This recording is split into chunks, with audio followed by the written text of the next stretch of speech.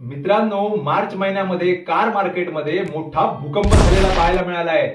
Top 10 चे cells figure आपल्या जवळ आलेत आणि यावेळेस नंबर 1 वरती टाटा नाही तर आहे मारुती. तर चला पाहूया मार्च मध्ये कोणत्या कंपन्यांनी हवा केली आहे. 10व्या क्रमांकावर आहे महिंद्राची top selling SUV Mahindra Scorpio. 14,578 युनिट्सची विक्री करून स्कॉर्पिओने टॉप 10 मधील आपलं स्थान टिकवून ठेवलंय. 9व्या क्रमांकावरती स्विफ्टला बाहेरचा रस्ता दाखवून नव्याने एंट्री केली ती मारुतीच्या फ्रॉन्सने. 15,540 युनिट्सची विक्री करून फ्रॉन्सने टॉप 10 मध्ये स्थान मिळवलंय. 8व्या क्रमांकावर आहे मारुतीची ब्रेझा. 16,130 युनिट्सची विक्री मार्च महिन्यात झाली आहे.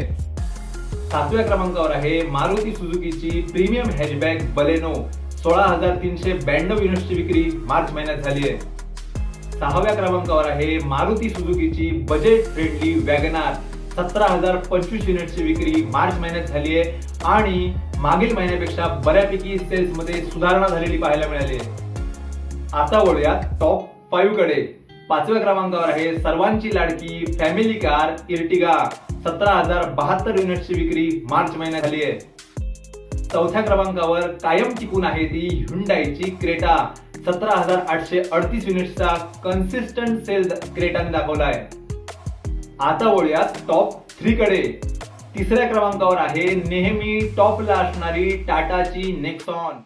नेक्सॉनच्या 19,810 युनिट्स या मार्च मध्ये विकल्या गेल्या आहेत आणि जानेवारी आणि फेब्रुवारी मध्ये टॉप करणारी ही गाडी 3ऱ्या क्रमांकावर फेकली गेली आहे.